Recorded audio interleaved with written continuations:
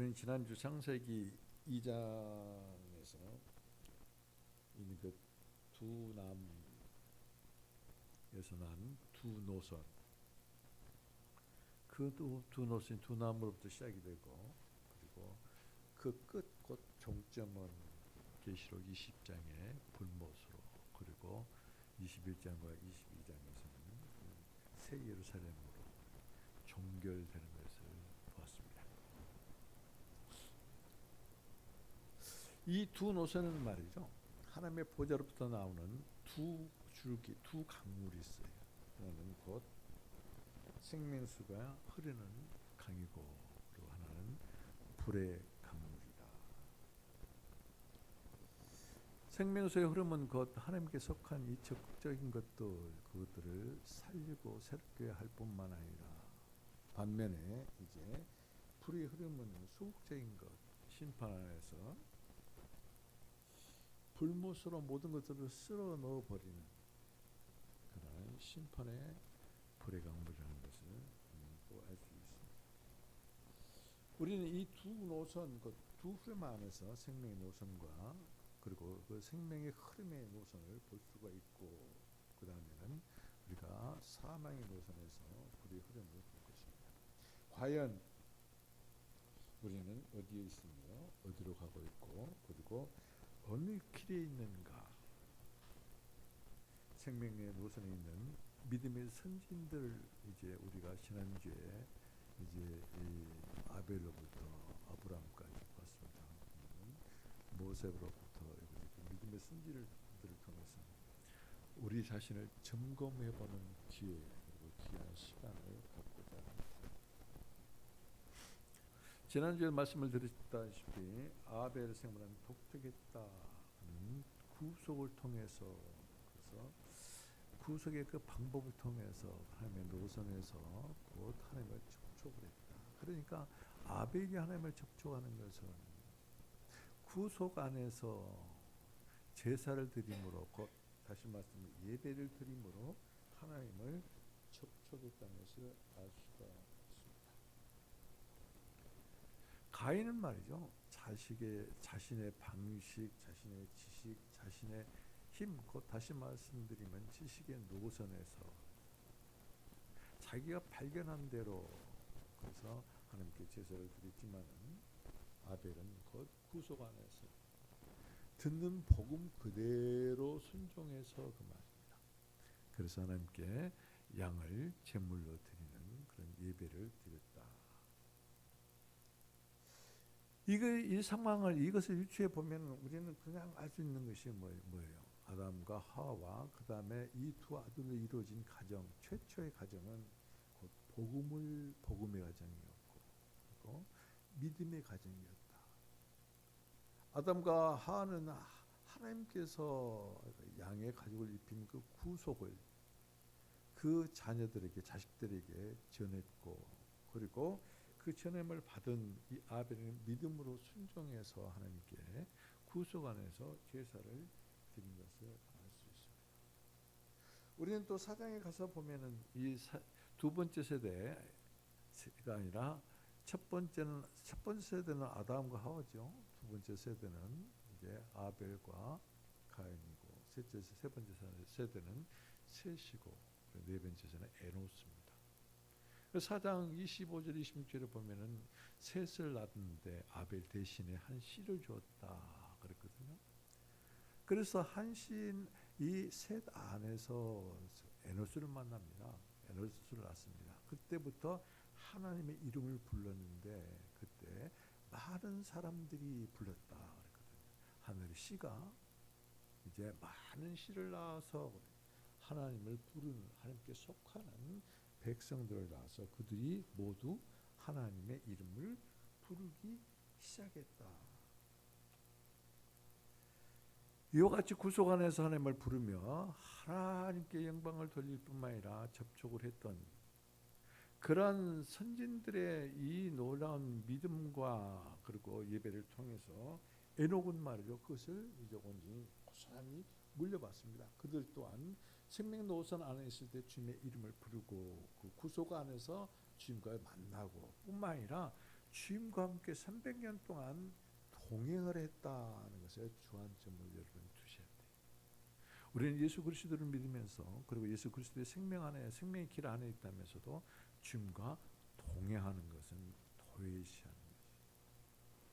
여러분들이 매일 새벽에 눈을 뜹니다. 그리고 밤에 잠을 잡니다. 그리고 잠을 잘 때도 마찬가지입니다. 눈을 떠 있을 때나 깨어 있을 때나 낮에 활동할 때나 그리고 잠자리를 펴고 그 자리에 누워서 잠을 잘 때나 여러분 심령은 곧 하나님과 동행한다는 이 놀라운 사실을 항상 기억해야 돼요. 잘 때에도 깨어 있을 때에도 하나님과 동행한다. 에녹은 말이죠. 낮에 깨어 있을 때만 300년 동안 동행했단 말이 없어요. 그냥 300년 동안이요. 그가 65세부터 365세에 이르기까지 하루 24시간 계속해서 하나님과 동행했다는 것이죠. 그러면 그가 잠을 안 자고 하나님을 따르고 그렇게 동행했느냐? 분명히 잤을 것입니다. 그러나 잠을 잘 때나 안 잘 때나 그의 중심에는 항상 하나님이 함께 계셨다는 것을 알 수 있어요. 에녹은 300년 동안 여기서 하나님과 동행했지만 사실 이 노아는 300년보다 훨씬 많은 세월을 하나님과 동행한 사람. 그런데 노아에서 특징적으로 나타나는 것이 뭐예요? 동행하는 사람에게 구속 안에서 생명의 노선에서 주님의 이름을 부르며 주님과 함께 동행하는 사람에게 무엇을? 놀라운 이상을 보여주신다. 동행만 하고 그냥 아무 의미 없이 시장에 가자 그러니까 시장에 따라갔다 와봐. 주님과 동행한 사람 하나님께서 반드시 그 사람에게 당신이 그 시대에 이루시고자 하는 일, 그것이 크고 작은 일이든 그 관계가 없이 동행한 사람에게 이상을 보여주고 이상을 받은 사람은 그 이상을 따라 순종을 하고 그리고 그 영으로 말미암아 그 이상을 성취하는. 그런데 지금 여기서 이상을 받은 노아는 무슨 이상을 받았어요? 방주 건축입니다. 건축의 이상을 받았어요. 그래서 순종함으로 말미암아 그 영에 힘입어서 이 방주를 건축했는데 모든 족속 수많은 족속입니다. 지구상에 노아의 가족 8명만 있는 것이 아니라 수만 명, 수천만 명이 있었을 거예요. 수억만 명이 있었을 거예요. 그때. 그런데 그 방주는 누구를 위해서? 오직 8명만을 위해서 건축됐다. 왜요? 그들을 구원하기 위해서. 하나님은 말이죠. 우리 한 사람, 우리 가정에 나 한 사람을 통해서 그 가정을 구원하기를 원해요. 그렇다면 하나님과 동행할 뿐만 아니라 하나님께서 나에게 하시고자 하신 그 뜻이 무엇인가를 갈망하고 듣기를 원하고 보기를 원한다면 하나님께서는 어느 순간에 갑자기 어떤 성경 말씀을 환상 가운데 그림처럼 아주 선명한 그림처럼 보여주실 때가 있습니다. 저는 오늘 새벽에도 그 환상을 봤어요.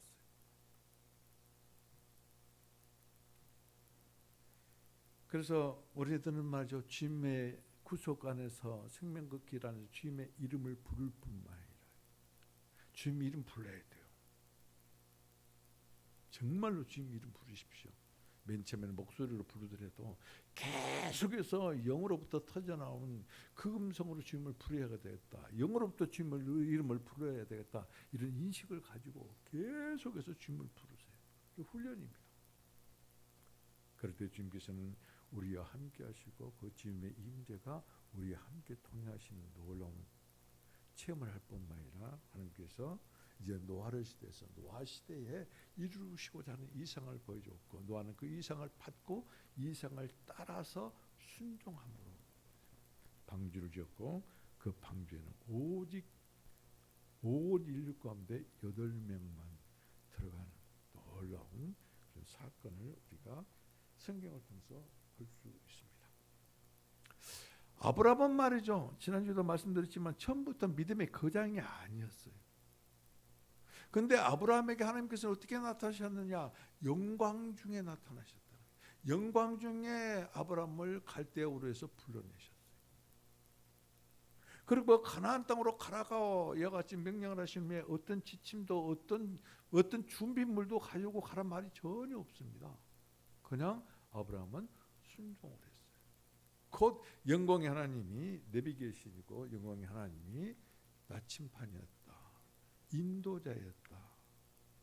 그래서 가나안 땅에 이제 와서 그 세겜의 상수리나무 밑에서 단을 쌓고 뭐해서 먼저 주님의 이름을 불렀다. 그래요. 주님의 이름을 그렇게만 부른 것이 아니라 지금 저 아브라함이 이 자기 장막에 있을 때 그때 하나님께서 나타나셨어요. 그래서 어떻게 나타나요? 영광 중에 나타났다고 그랬어요. 그래서 하나님은 말이죠. 소모된 배터리를 충전시킨 것 같이 그런 것 같이 아브라함의 영광으로 임재하셔서 당신 자신을 주입해 주었다. 주입해 주었다. 그가 갈대 우를 떠나 그리고 가나안 땅으로 향해서 여행을 할 때도 그리고 가나안 땅에 들어와서 이같이 하나님을 섬길 수 있는 것은 그가 자기의 어떤 방식이나 자기의 어떤 지식이나 자기의 어떤 힘이 아니라 계속해서 영광의 주임의 주입됨으로 그래서 하나님께서는 아브라함을 믿음의 조상으로 세우신 것을 우리가 볼 수 있습니다.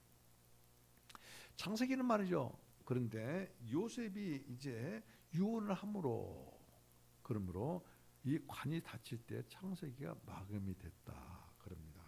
그래서 요셉은 어떻게 유언을 했느냐면 여기서 내 뼈를 가지고 올라가라. 여기서 내 뼈를 가지고 죽었다는 것이 죽어서 이제 살이 다 발라지고 그리고 뼈만 남을 것이다. 내 뼈를 가지고 올라가라. 어디로? 가나안 땅으로 그 말입니다. 그렇다면은 지금 이 창세기에서는 이같이 하나님의 생명의 노선이 하나의 그림이었다. 이루어지는 그 실제가 아니었다는 것이. 그래서 요셉이 관이 닫힐 때 그 관과 함께 창세기는 이제 마감이 되고 그리고 그 마감이 된 줄 알았더니 그때부터 새롭고 그 산 소망의 길이 출애굽을 통해서 열리는 놀라운 역사가 계속 이어지고 있는 것을 우리가 알 수 있습니다. 그래서 오늘은 출애굽에서 가장 중심적인 인물이요 그리고 도저히 잊어버려서는 안 될 그 인물인 모세에게 임재하신 하나님, 임재의 하나님을 통해서 오늘 재밌는 그리고 여러분들이 모세라는 사람을 통해서 여러분에게 이 놀라운 하나님의 임재의 역사가 함께하시기를 주님의 이름으로 축복을 드립니다. 모세는 참으로 흥미로운 사람이다. 우리가 여름에 그랬죠. 여름에 우리가 출애굽기 1장 2장을 통해 가지고 모세에 대해서 은혜를 많이 나눴습니다. 모세는 태어날 때 말이죠. 이스라엘 백성들이 핍박 중에 있을 때, 압제 중에 있을 때, 그리고 특히 모든 남자아이들은 강물에 던져버리라 하는 바로의 명령이 있을 때 모세는 태어나서 집에서 몰래 2개월 동안 숨겨서 키우는데 2개월째 될 때 이제 나일강에다가 갈대 상자에 넣어서 이제 버립니다. 그런데 그때 다행히도 애굽의 공주가 바로의 딸이 그것을 발견하고 그래서 공주의 아들로 궁중 생활을 시작합니다. 우리는 이것은 우연으로 생각하면 안 돼. 이것은 우화가 아닙니다. 이건 실제입니다. 모세는 실제 인물이에요. 어떤 이야기 속에 등장하는 지어내는 인물이 아니에요. 실제 그 시대에 났고 그 시대에 살았던 실제 인물이에요. 이것은 뭐 어때? 왜 그렇게 궁중에 들어가서 그리고 애굽의 모든 지혜로 교육을 받고 그리고 사도행전에서 말한 것처럼 그는 말에 아주 능한 그런 삶을 살 수 있도록 양육받을 수 있었는가? 그것은 하나님의 주권이었다. 주권. 하나님의 섭리가 아닌 것은 아무것도 없습니다. 우리가 고통스럽고 괴롭고 그리고 작은 일이나 큰 일이나 하나님께서 허락하지 않으면 우리에게 절대 아무것도 미치지 않습니다. 그것은 곧 하나님의 주권이고 곧 하나님의 섭니다. 우리가 이렇게 말씀을 드릴 수가 있어요. 자, 그런데 말이죠. 모세는 자라면서 자기가 이스라엘과 동족이라는 것을 알게 돼요. 그런데 모세가 들었을 뿐만 아니라 자기 눈으로 봤을 때 자기의 동족들이 애굽 사람들에게 너무나 많은 핍박을 당하고 고난을 당한 그 모습을 보고 격동을 한다. 그래요. 격동. 분을 못 참는 거예요. 그래서 자기의 지식과 자기 힘으로 무엇인가를 해야 되겠다. 그렇게 작정을 하고 이제 그 일을 행하려고 합니다. 그때 모세의 마음에서 나오는 그 마음은 선한 마음이에요. 베드로가 그렇게 되면 안 됩니다 할 때 그 베드로가 말하는 말도 베드로의 선한 마음에서 나오는 거예요. 그러나 하나님이 봤을 때 그런 선한 마음은 곧 지식의 마음이요. 사람의 마음에서 나오는 이것은 지식의 마음이요.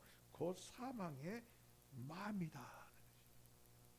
예수 그리스도를 믿고 있는 우리들 중에도 내 마음에서 나오는 것, 그것을 그 선한 그 마음으로 하나님을 위해서 무슨 일을 해야 되는가, 교회를 위해서 무슨 일을 하려고, 그리고 가정을 위해서 무슨 일을 하려고 하는 그리스도인들이 대다수다. 우리는 여기서 깨달아야 돼요. 모세를 통해서 그 선한 마음 가운데서 동족을 위하여서 무슨 일을 하는 것은 얼마나 선했는가. 그런데 그 모세의 마음에서 나오는 선한 마음이 지식의 마음이었고 곧 사망이 있는 마음이었다. 그래서 모세는 말이고 실패를 합니다. 왜 실패했을까요? 하나님이 함께 하지 않아서 그래요. 왜 실패했을까요? 모세는 그때 그 당시만 해도 생명의 노선이 아니라 지식의 노선에 있었기 때문에 그래요. 그래서 모세는 자기의 방법대로, 자기의 지식대로, 자기가 할 수 있는 힘을 총동원해서 했기 때문에 그래요. 하나님께서 그와 함께하지 아니함으로 그는 실패를 합니다. 그래서 그는 실패한 후에 여기 있으면 내가 죽겠구나. 그래서 도망자의 신세가 되죠. 그가 도망한 곳이 호렙산 근방입니다. 그래서 거기에서 그는 양치기가 돼요. 양치기. 그렇게 40년 세월이 흘러갑니다. 어느 날 하나님께서는 모세에게 오늘 본문에서처럼 나타나십니다. 가시떨기가 있습니다. 거기에 불이 붙었는데 그 가시떨기가 타지 아니하요. 그리고 그 불꽃 가운데서 하나님이 임재하십니다. 그래서 불타는 그 가시떨기를 보려고 이와 같이 모세가 돌이킬 때 하나님께서 모세를 부릅니다. 모세야, 모세야, 이리 가까이 오지 말라. 내가 선 곳은 거룩한 땅이니 내 발에서 신을 벗어라. 여러분 여기서 가시는 말이에요. 가시는. 타락한 사람을, 저주받은 사람을 상징하는 것이 가시는 거예요. 가시떨기 나무는 곧 무엇이냐면은 이같이 타락해서 저주받은 사람이 구속된 것을 의미해요. 여기에서 오늘 가시떨기 나무, 불꽃 가운데 있는 가시떨기 나무는 구속된 모세를 상징합니다. 모세를 가리키는 것이. 그러면 여기서 나타난 불꽃은 무엇이냐? 그것은 곧 하나님의 거룩하신 하나님을 상징하는 것이. 우리는 말이죠, 이 타락한 사람이, 타락한 아담과 하가 생명나무가 있는 에덴 동산에 못 들어가도록 그룹들을 거기에서 설정 있게 만들고, 그리고 불칼로 그 길을 차단해 버린 것을 알 수 있어요. 오늘 여기서 보면 그렇습니다. 생명의 노선의 길을 걷지 않고 지식의 노선을 걷는 모세가 아직도 광야에서 40년을 보냈지만은 그 모세가 아직도 지식의 노선에 있기 때문에 그래. 생명나무에 접촉할 수 없도록 차단해 버리는 것이죠. 불이 임하는 것은. 그러면서 하나님께서는 모세를 불러서 내 발에 있는 신을 벗으라고 말합니다. 이것은 곧 무엇을 의미합니까? 모세가 자기 지식과 자기의 방법과 그리고 자기 힘과 그리고 자기의 어떤 생활로 했던 모든 지식의 노선에서 행하고 있는 그것들을 다 벗어 던지라는 그런 의미를 가지고 있다. 여러분들이 정말로 생명의 나무 그리고 생명의 노선에서 주님을 만나기를 원한다면 하나님께서 내 발에 신을 벗으라 모세에게 요구하는 것처럼 여러분들도 그 요구에 응해야 돼요. 응해야 돼요. 그렇지 아니하면 지금까지 설교하는 이 설교가 전부 다 지식에 그치고 말아요. 실질적으로 지식에 그쳐버리면 그 생명의 노선에 나와 여러분들은 있지 아니한다는 것이에요. 그러면 그건 뭐요? 주님과 동행할 수도 없고 동행하지 아니했기 때문에 하나님께서 우리를 통해서 주님의 뜻을 이루고자 하는 그 어떤 이상 그 계획들도 우리에게 보여주지도 않고 그래서 하나님의 뜻을 모르기 때문에 우리는 순종을 할 수가 없고 여러분도 때로는 그러시잖아요. 하나님의 뜻이 도대체 무엇입니까? 하나님의 뜻을 알아야 제가 순종할 거 아닙니까? 저는 그 기도를 엄청나게 많이 했습니다. 하나님이 나에게 하신 뜻이 무엇인지를 알아야 그 뜻을 알고 따르고 순종할 수 있겠습니까?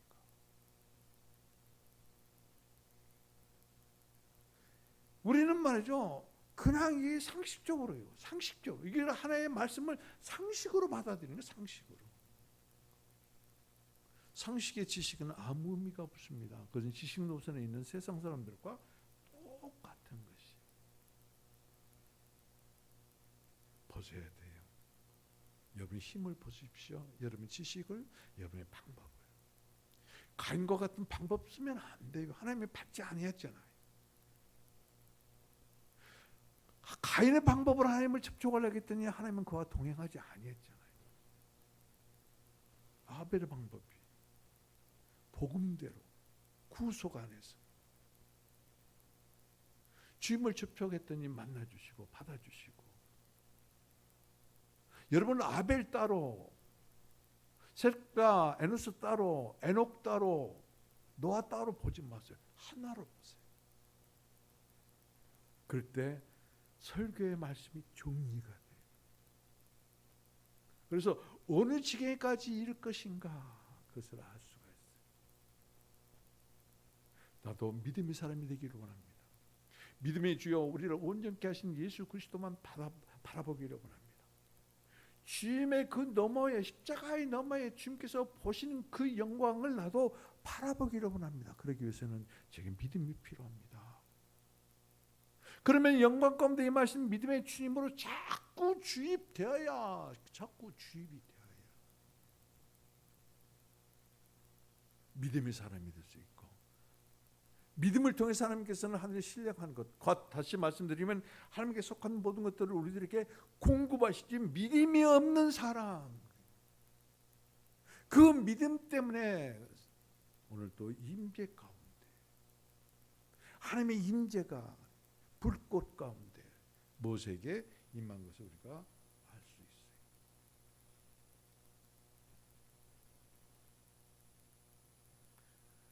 그러면서 불꽃 가운데 임재해서 모세야 내 발에 신을 벗어라. 그것은 곧 뭐요?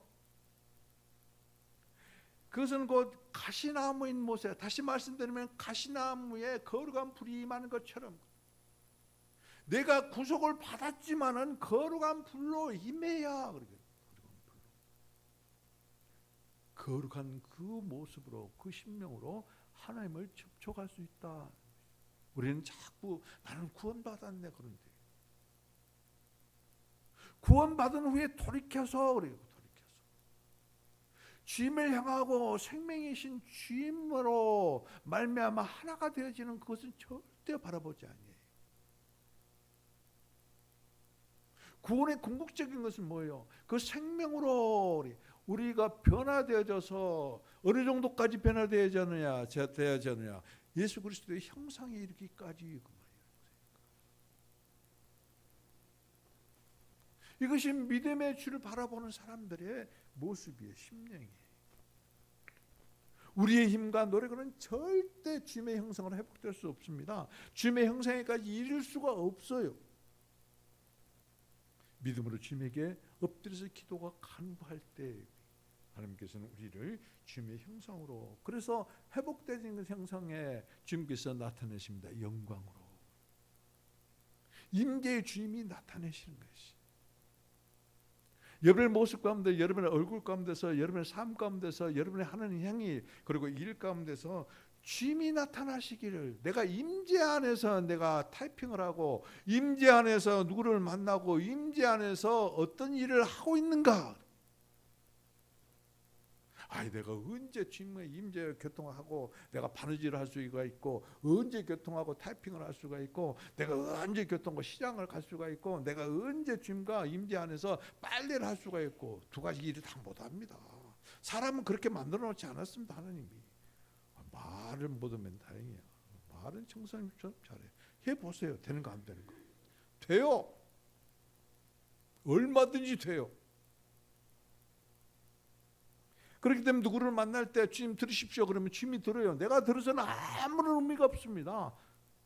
상대방이 나를 악하게 하면은 그걸 물리칠 힘과 능력이 없어요. 듣고 말씀하십시오. 그럴 때 내 안에 계신 성령께서 들으시고, 여러분 안에 계신 성령께서 들으시고, 그리고 우리의 입술을 통해서 말씀하시는 거예요. 그의 임재 안에 있는 자의 모습이다.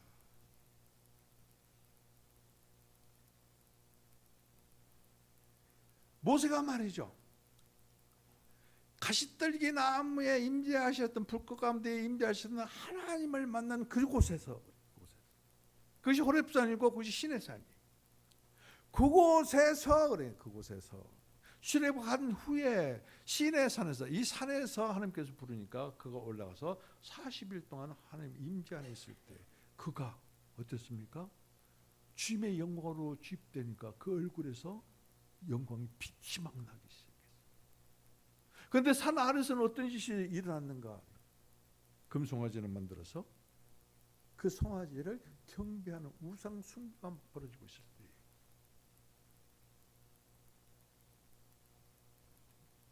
그때 이스라엘 백성들에게 하나님의 임재가 떠납니다. 하나님의 임재가 거기까지 인도하셨는데 거기서 하나님의 임재가 떠나요. 그러니까 모세가 그렇게 엎드려서 기도합니다. 주님께서 임재하지 아니하시면 나는 한 발자국도 움직이지 못하겠습니다. 얼마나 임재가 중요하고 임재가 간절한지 그와 같이 기도할 때 하나님께서는 이제 말씀하십니다. 내가 친히 너희와 함께 나의 임재가 너와 함께 가리라. 너희와 함께 가리라. 임재, 함께 하나가 되어서 간다는 것이 어떤 길? 그것이 생명의 길이요, 생명의 노선이에요. 주님과 함께 가는 길은 생명의 길이지만은 주님의 임재 안에서 가지 아니하고 지식 노선을 택한 자는 그건 생명의 길이 아니에요. 사망의 길이에요. 죽음의 길이에요. 불의 강물이 휩쓸어서 불못에 집어넣는 그런 최후를 맞이하는 길이에요.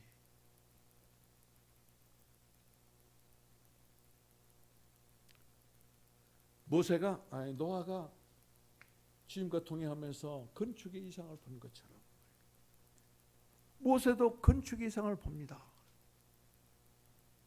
노아는 방주의 이상을 보고 방주를 지었지만 모세는 하나님의 거할 거처의 그 식양을 보여주심으로 주님의 장막을 건축하잖아요. 여러분들은 하나님과 하나님의 그 길에서 하나님과 동행함으로 하나님의 음성을 듣습니까? 하나님의 이상을 봅니까? 말씀 가운데서 그 말씀이 어떤 것인가를 우리는 아무리 설명해도 잘 몰라요. 그런데 환상 가운데, 이상 가운데 그 말씀을 보여주실 때는 말이죠, 얼마나 순간적으로 그것을 깨달을지 몰라요. 그런 하나님을 만난 사람은 절대 하나님을 안 떠납니다. 지식적으로 하나님을 만난 사람은 내 마음에 맞지 않으면 교회를 욕하고 목사를 욕하고 손가락질하고 그리고 교회를 떠나요. 막 전화질에서 막 흉이나 봤었고 뭘 달라고 그랬더니 이것을 줬다고 그랬어. 아이, 감지덕지 해야 되잖아. 없는 것을 받았으면 하나님의 은혜니까 사랑이니까 얼마나 감지덕지 해야 돼요. 감사는 커녕 왜 그랬는지 몰라. 불평하고 불만하고. 하나님의 길이 있지 않은 사람들의 전형적인 모습이다.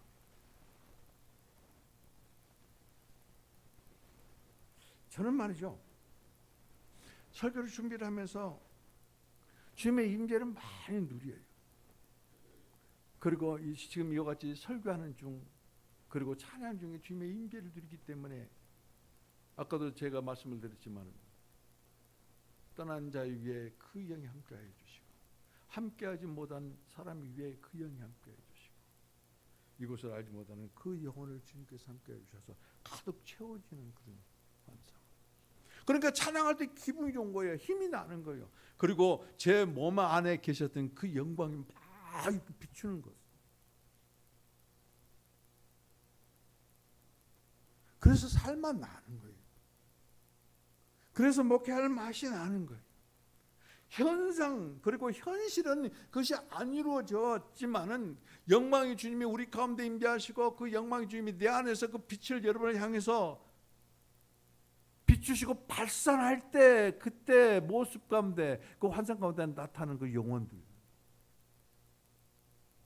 그래서 저는 설교를 준비할 때도 임재를 누릴 뿐만 아니라 이와 같이 설교가 끝났을 때 기쁨과 즐거움과 행복으로 만족한 것을 느껴요. 얼마나 좋은지 몰라요. 그래서 제가 여러분들에게 제안을 했잖아요. 집에서 혼자 우두커니 엉뚱한 생각하지 말고 말씀을 가지고 선포를 한번 해보세요. 설교해 보세요. 아이고 목사님처럼 설교 못해서 나는 거 못합니다. 그러지 말고 입을 열어서 주님의 말씀을 선포해 보세요. 벽을 향해서 식탁을 향해서 여러분들이 날마다는 식그릇을 향해서 여러분들이 자는 침대를 향해서 한번 설교해 보세요. 내가 하는 게 아니에요. 그렇기 때문에 만족이 있고 기쁨이 있고 즐거움이 있는 것이지 내가 지어내서 내가 어떤 것을 그런 내 방법대로 내 지식대로 설교한다면 만족이 절대 없습니다. 여러분 여기서 보면 모세의 인도를 받은 이스라엘 백성들도 모세의 그 임재 하나님을 누리는 것처럼 그들도 또한 임재 안에 있었다는 것을 우리는 출애굽기 13장에서 보면 우리가 알 수 있습니다. 그런데 우리들은 이스라엘 자손을 이야기를 할 때마다 조금 전에도 말씀드린 것처럼 금송아지를 만들어서 우상을 섬기는 그런 인상이 있기 때문에 썩 선입견이 좋지 않아요. 그런데 여러분 우리는 항상 성경이나 우리의 상황이나 그리고 이 우주를 볼 때 양면을 볼 줄 알아야 돼요. 양면. 반대편의 모습도 볼 줄 알아야 돼요. 여러분 성경을 말입니다. 읽을 때도 반대편의 모습을 한번 거꾸로 뒤집어서 보세요. 거기에 큰 은혜가 있어요. 눈에 보이는 대로만 읽지 말라는 것이. 우주에 밤이 있으면 낮이 있습니다. 여러분의 집에 거실이 있습니다. 거실. 그러면 거실이 있습니까? 거실은 깨끗하잖아요. 아니, 쓰레통 있잖아. 더러움 쓰레기통도 있다. 이 양면을 볼 줄 알아야 돼. 아브라함은 믿음의 사람이었어요. 믿음의 사람뿐인 것이 아니라 그는 첩이 있었다고. 첩. 애굽 여인 하갈이 있었다. 우리는 이와 같이 하갈을 봤을 때 그래요. 아브라함의 양면성을 보라는 거예요. 두 가지 면을 보라는 것이. 성경도 마찬가지입니다. 성경도 적극적인 면과 하나님께 속하는 것과 하나님께 속하지 아니하는 것, 곧 생명나무와 지식나무 이 두 양면을 볼 수가 있어야 된다.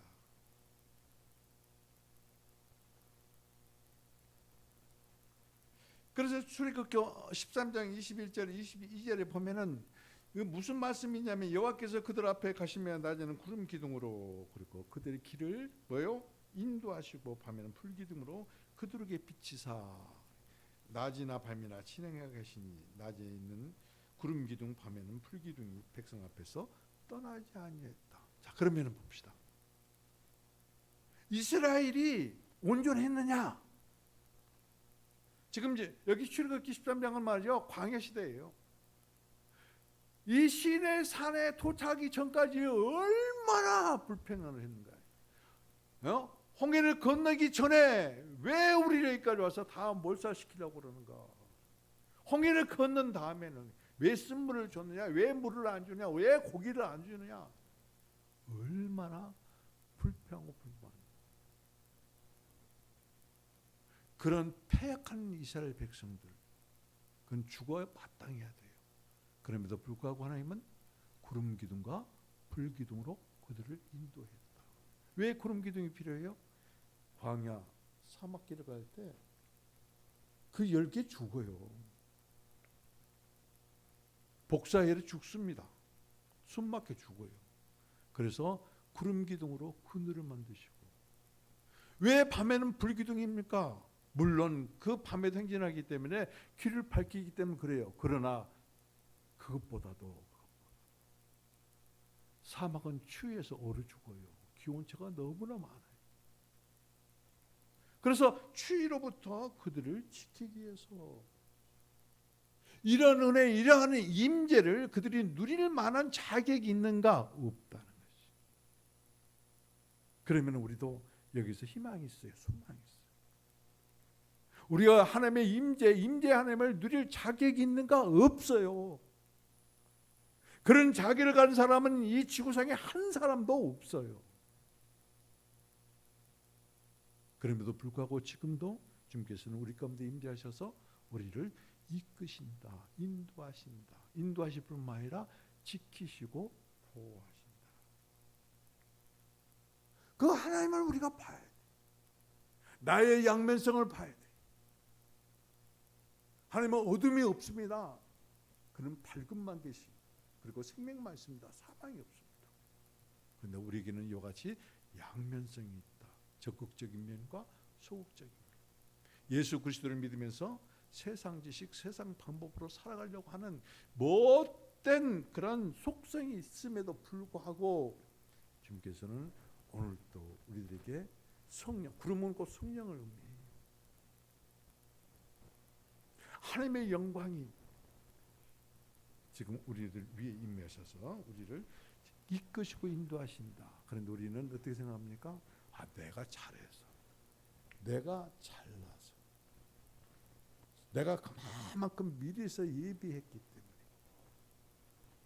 훅 불면 다 날아갈 것입니다. 불이 한 번 임하면 다 사라져버릴 풀과 지푸라기가 남아 똑같은 인생입니다. 그런데 그것을 믿고 그리고 그것을 따라가서 사는 사람을 향해서 오늘 출애굽기 13장 21절로 22절을 통해서 하나님이 어떠한 분인가, 우리들에게 그 양면이 있는 우리들에게 어떻게 지금 임재하셔서 이끄시는가를 보여주고 있습니다. 이렇게 이스라엘 자손들은 말이죠, 40년 동안 광야에서 하나님의 임재 안에서 인도함을 받습니다. 그리고 매일 음식인 만나를 먹고 그리고 생명 남으신 하나님의 임재를 누린다. 저는 말이죠, 맨 처음에 이 성경을 깊이 모를 때 이 대목을 읽으면은 그래요. 나도 하나님, 나에게도 임재하셔서 불기둥으로 구름 기둥으로 하나님을 좀 한번 누렸으면 얼마나 좋을까. 하나님의 임재의 맛을 한번 봤으면 얼마나 좋을까. 그런 생각을 한 적이 있어요. 그리고 그렇게 해달라고 기도한 적이 있어요. 얼마나 얕은 믿음인가, 얄팍한 믿음인가. 우리에게는 말이죠, 더 좋은 분기셨습니다. 그분은 아예 밖에서 이것이 구름 기둥과 불 기둥으로 이스라엘을 인도하는 것이 아니라 우리 안에 아예 오셔서 계신 분이에요. 우리 안에, 나와 여러분 안에 아예 오셔서 우리를 인도하신다. 그 영으로 오셔서 우리들을 감동시키고 감화시키고 그리고 그 주님의 음성을 들려주시고 그리고 우리를 이끌어가시는 분, 그분이 내 안에 계시다는 것을 인식조차도 아니하고 그리고 지금까지 내가 생활했던 내 방식대로 내 지식대로 내 힘대로 살아가려고 하는 그런 사람이 과연 하나님과 동역하는 사람이고 동행하는 사람인가? 여러분, 모세가 지나고 그다음에 사사시대가 옵니다. 그리고 사사시대와 그다음에 이 왕정시대 이 중간에 이 기간을 과도기라고 해요. 이 과도기에 하나님께서 쓰신 놀라운 사람이 한 분 있습니다. 그분이 곧 사무엘 선지자입니다. 그분은 사사였을 뿐만 아니라 선지자예요. 하나님은 이 사사이면서 선지자인 사무엘을 통해서 이스라엘을 통치한 것을 우리가 알 수가 있어요. 사무엘의 특징은 그는 하나님의 인지 안에 항상 있었다. 그 어머니 한나가 사무엘을 낳자마자 하나님께 드렸죠. 그래 아예 하나님의 인지 안에 있었어요. 그리고 주님의 이름을 부르고 그는 주님의 음성을 듣는 사람이었어요. 그런데 무엇보다도 중요한 것은 뭐예요?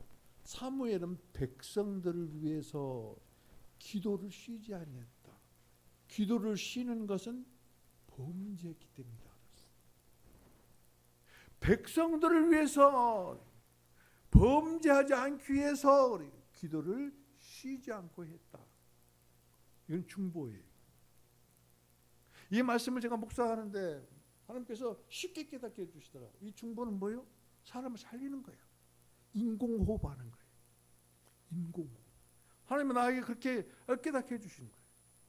여러분들이 누구를 위해서 중보를 할 때, 지금 마음에 품고 한 영혼을 위해서 기도할 때 여러분은 그들을 살리기 위해서 지금 인공호흡하는 것과 똑같아요. 그래도 안 해요? 그래도 기도 안 하실 거예요? 내 자식이 지금 죽어가고 있어요. 총박을 다퉈요. 그러면은 가슴에 이와 같이 손으로 누르면서 인공호흡을 시킬 거 아니에요? 근데 아무 감각이 없어요. 내 자식이 죽어가고 있습니다. 내 친척이 죽어가고 있습니다. 내 사랑하는 아내가 남편이 죽어가고 있습니다. 사무엘을 통해서 우리에게 말씀하신 것이 그예요. 임재 안에 있는 자는 그렇게 임재 안에 있는 자. 인공호흡을 시켜서 영적 인공호흡을 시켜서 사람 살리라는 거예요. 그 기도예요. 기도.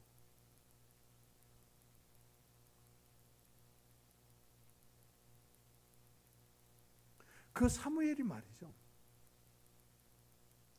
이같이 임재 안에서 백성들을 위해서 쉬지 않고 기도할 때 이같이 사울 왕이 말입니다. 득죄할 때 그는 온 밤을 지새면서 하나님 기도를 해요. 그런 하나님의 버릴 자는 버리십니다. 하나님의 사람이 아닌 자는 버리세요.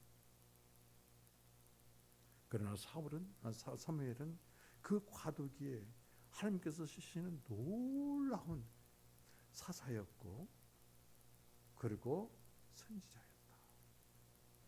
이와 같이 사사이고 선지자인 사무엘이 말이죠. 또 한 사람을 찾아갑니다. 다윗이. 그리고 그 다윗에게 기름을 부어요. 임재 안에서 하나님의 이름을 부르며 기도하는 사람 선지자 사무엘이 다윗에게 뿔을 취해서 기름을 부을 때 그때 하나님의 영이 다윗에게 임해가지고 감동시키는 것이. 사울에게 임재했던 하나님, 그 하나님이 그 영으로 다윗에게 임재하시는 것이. 그래서 다윗은 임재 안에서 하나님을 누리기 시작해요.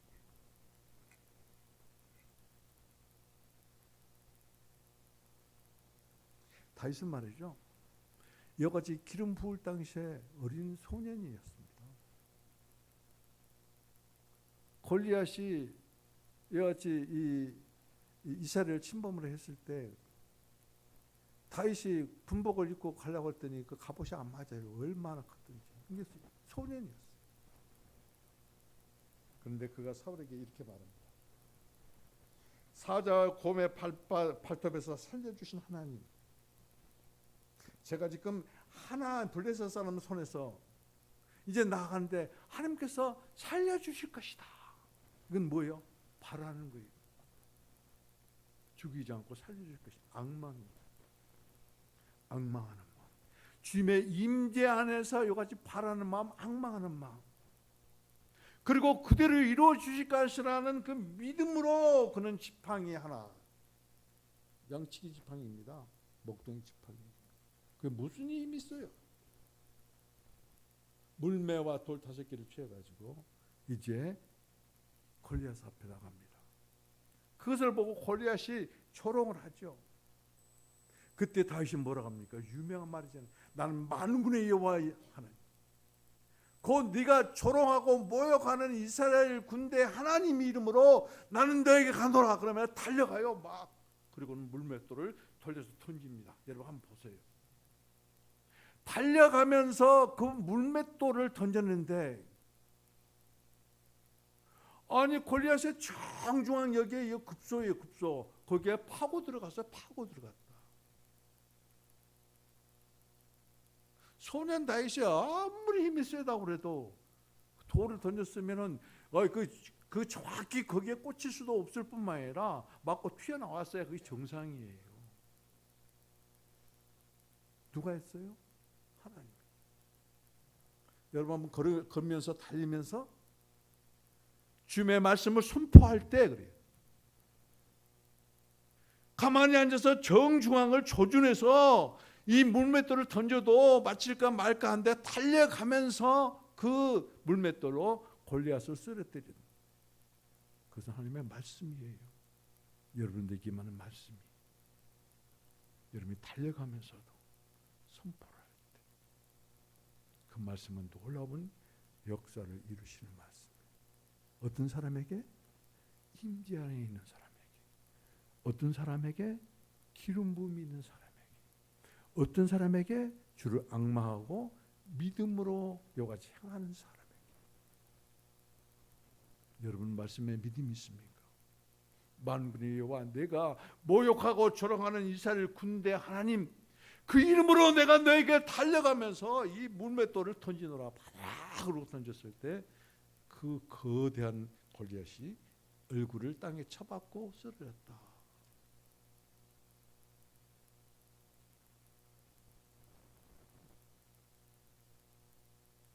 다윗 안에 이같이 성령의 기름 부음이 있을 때 생명 남으신 하나님이 임재하셔서 그 안에 생명수가 강물처럼 흐릅니다.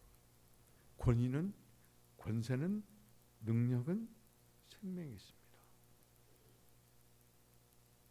생명의 노선을 벗어난 사람에게는 이와 같은 역사가 안 일어나요. 오늘 마지막 인물 한 번 더 소개하겠습니다. 이교도의 땅에서 하나님의 임재를 누린 사람, 그러면은 그냥 여러분들 알게 다니엘 그렇게 생각할 것이. 다니엘 맞습니다. 우리가 다니엘서를 읽으면서 2장에 가면은 거기에는 거대한 신상이 하나 나옵니다. 그리고 4 동물들이 나옵니다. 이 목 위에는 이 금으로 만든 형상이고, 가슴과 어깨는 은으로 만들었고, 배와 그 다음에 넓적다리는 노수로 만들었고, 종아리는 쇠로 만들었고, 양팔은 흙과 쇠로 만들어진 거대한 상입니다. 도대체 이것은 무엇을 의미한가? 바닷속에서 나오는 내 생명의 그 얼굴은 무엇을 의미한가? 그리고 우리는 그것에 대해서 관심을 갖습니다. 그런데 하나님은 말이죠, 그것에 관심을 가진 우리들에게 너희들은 그것에 관심을 너무 두지 말고 다니엘에게 주목하라.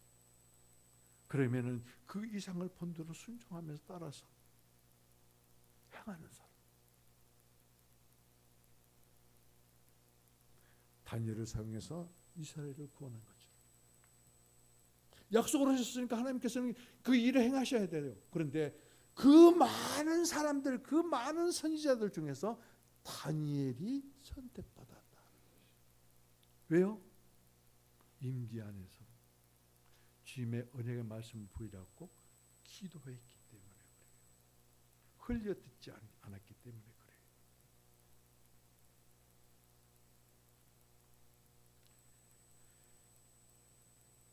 제가 조금 전에 말씀을 중간쯤에 이같이 제가 하나님께서 오늘 새벽에도 저에게 어떤 환상을 보여주셨다고 그랬는데 그것이 누가복음 3장 5절입니다. 3장 5절 말씀이 뭐냐면은 모든 골짜기가 메워지고 산과 작은 산이 낮아지고 그 다음에 굽은 것이 곧아지고 험한 길이 평탄해질 것이요. 그 말씀. 제가 환상 가운데 환상을 보여주는데 뭐예요? 이와 같이 높고 낮은 산 깊은 계곡이 있는 그리고 굽어 있고 평탄치 못한 길, 험한 길. 그런데 그 뺑 둘러져 있는 한가운데 뭐가 있어요? 아주 못이 큰 못이 하나 있습니다. 그런데 그 못에 있는 물로부터 이 산과 계곡과 굽은 길과 험한 길을 비추는 것이 하나 있었는데 그 양심이에요. 양심.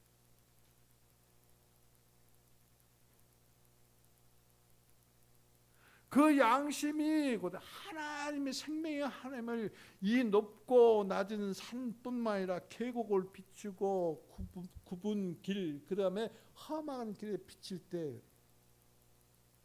순식간에 무너져요. 계곡이 메워져요. 그랬더니 강과 같이 똑같은 평평한 이 평면이 되어버리는 거죠.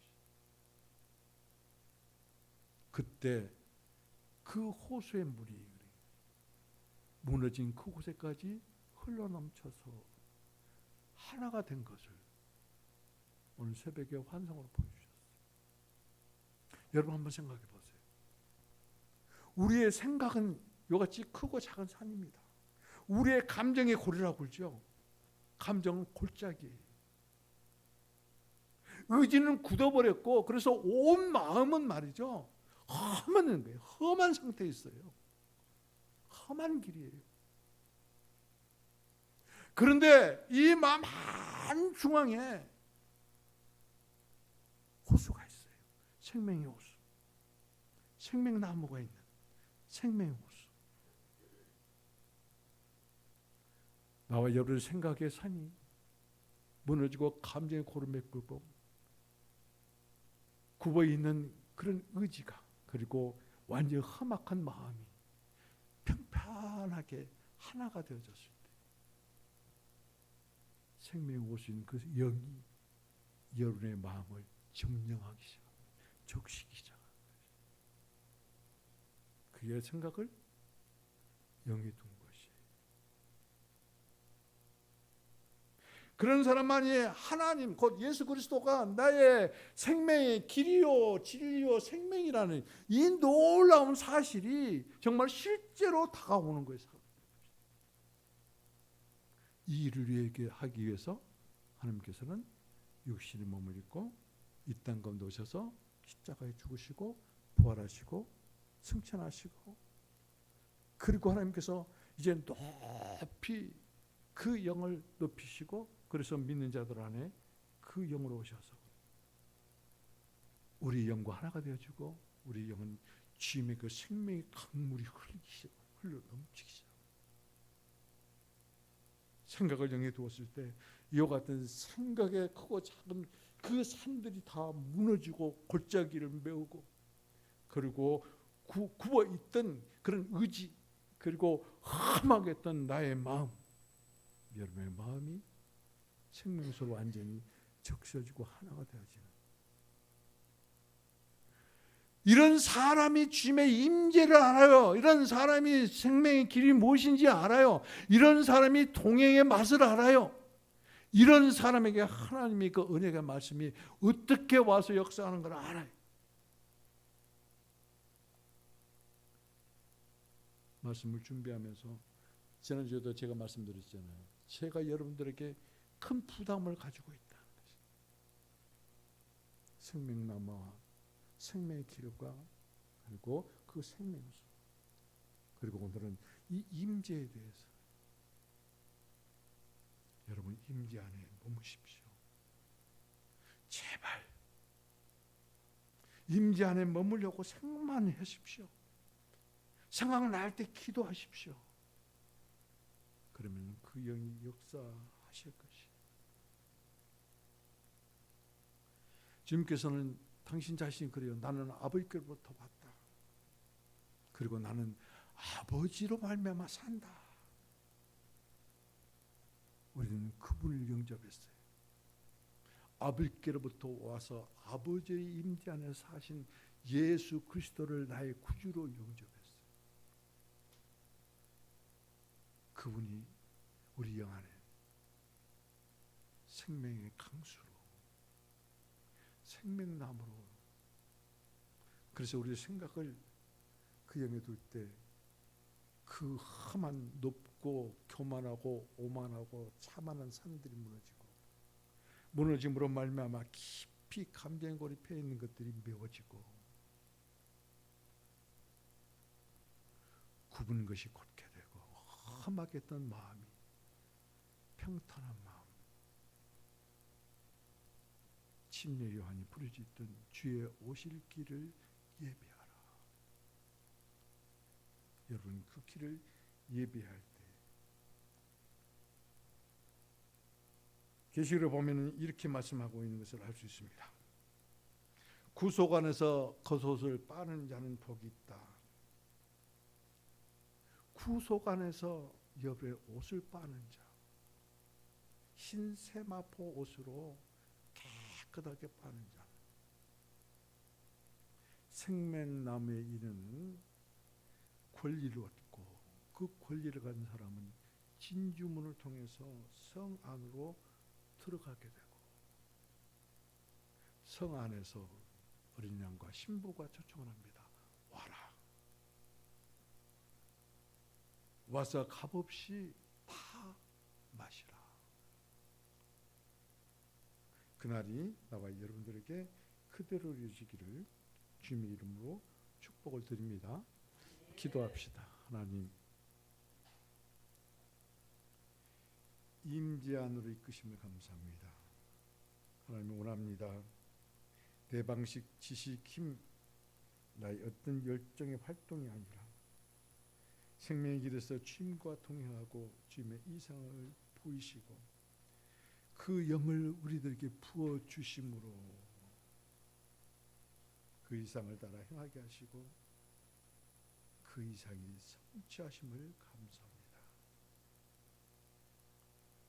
오늘 우리에게서 주님을 나타내시고 그리고 우리로 영광의 주님을 반사하게 하시옵소서. 덧붙여서 우리 성도들을 위해서 기도합니다. 간구합니다.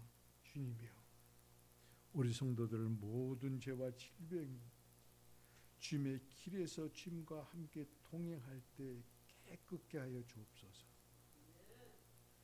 주님의 사랑하는 아들, 딸들을 억압하는 모든 문제로부터 그리고 그 문제의 배후에서 역사하는 악령들로부터 구속하여 주시고 강건케 하여 주시고 그리고 자유하게 하여 주옵소서. 주 예수 그리스도의 이름으로